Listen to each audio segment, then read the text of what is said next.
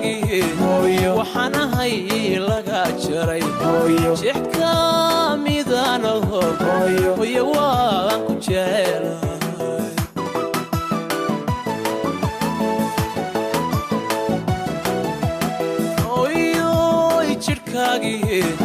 waxaan ahay laga jaray jeex ka midaan hooyo waan